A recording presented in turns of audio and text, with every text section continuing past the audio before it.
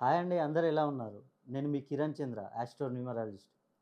చాలామంది నాకు ఫోన్ చేసి అడుగుతున్నారు, గురుగారు మా పేరు కూడా ఒకసారి ఈ చాలియన్ సిస్టమ్ ప్రకారం ఈ బోర్డు పైన వేసి ఒకసారి చెప్పండి గురువుగారు అని అంటున్నారు. ముఖ్యంగా ఈ రామకృష్ణ అనే పేరు పెట్టుకున్నవారు చాలామంది అడిగారు. కాబట్టి ఒక్కసారి మనం ఈ రామకృష్ణ అని పేరు పెట్టుకున్న వారి గురించి గనుక మనం విశ్లేషణ చేస్తే ఏ విధంగా ఉంటుందో ఒక్కసారి చూద్దాం. ఇక్కడ రామకృష్ణ అది వాల్యూస్ గనక ఈ పేరుకు వాల్యూస్ చాల్దియన్ సిస్టమ్ ప్రకారం గనక ఈ 9 గదుల బాక్స్‌లో వేసుకొని చూసినట్లయితే, ఈ కిందున్న వాటిలో మనకు ఏది ప్లస్, ఏది మైనస్‌గా ఉంటాయనేది ఒక్కసారి చూడవచ్చు. ఇక్కడ మనకు రామకృష్ణ ఆర్ అంటే మనకు 2, 1, 2. 2 అంటే ఇక్కడ మనకు సంతానం. రామకృష్ణకి సంతానం కలుగుతుంది. అదేవిధంగా ఏ అంటే 1. 1 అంటే ఇక్కడ వివాహం. రామకృష్ణకి వివాహం జరుగుతుంది. అదేవిధంగా ఎం అంటే 4. 1, 2, 3, 4. 4 అంటే ఇక్కడ రుణబాధలు.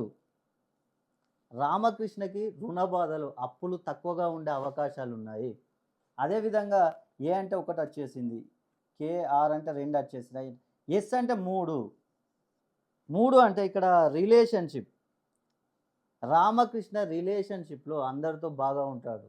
కుటుంబ సభ్యులతో గానీ, అదేవిధంగా ఫ్రెండ్స్‌తో గానీ, బయటి వాళ్ళతో గానీ అందరితో కలిసిమెలిసిగా ఉండే అవకాశాలు ఎక్కువగా ఉన్నాయి. అదేవిధంగా హెచ్ అంటే 5. 5 అంటే ఇక్కడ సొంత గృహం. రామకృష్ణ సొంత గృహం కట్టుకునే అవకాశాలు ఎక్కువగా ఉన్నాయి. ఇక్కడ మనం చూసుకున్నట్లయితే 1, 2, 3, 4, 5 ఇవి ఫిల్ అయినవి. ఫిల్ అయినవి అంటే ఇవి మనకు పాజిటివ్‌గా ఉండే సమస్యలు. ఫిల్ కానివి గనుక మనం చూసుకున్నట్లయితే ఇక్కడ 6. 6 అంటే ఇక్కడ చదువు. చదువు విషయంలో ఎంత కష్టపడి చదివినా కూడా రామకృష్ణ ఉద్యోగం కోసం ప్రయత్నం చేసినా కూడా వచ్చే అవకాశాలు తక్కువగా ఉంటాయి.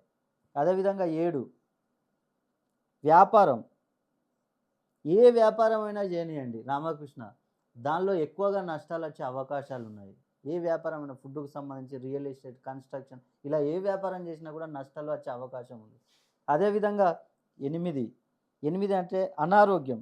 ఆరోగ్యం విషయంలో కొన్ని సమస్యలు తలెత్తే అవకాశాలు ఉన్నాయి రామకృష్ణకి. అదేవిధంగా 9. 9 అంటే విదేశీ ప్రయాణం చేయాలనుకుంటాడు, అంత సులువుగా ఉండదు. అదేవిధంగా రామకృష్ణకి శత్రువులు కూడా ఎక్కువగా ఉండే అవకాశాలు ఉంది. కాబట్టి మీరు కూడా ఇంట్లో కూర్చొని మీ పేరుని బట్టి ఇలా విశ్లేషణ చేసుకోండి. అదేవిధంగా పేరుని బట్టే కాకుండా మీ డేట్ ఆఫ్ బర్త్‌ని బట్టి కూడా మెర్జ్ చేసి చూసినట్లయితే మీకున్న సమస్యలు పూర్తిగా తెలుస్తాయి.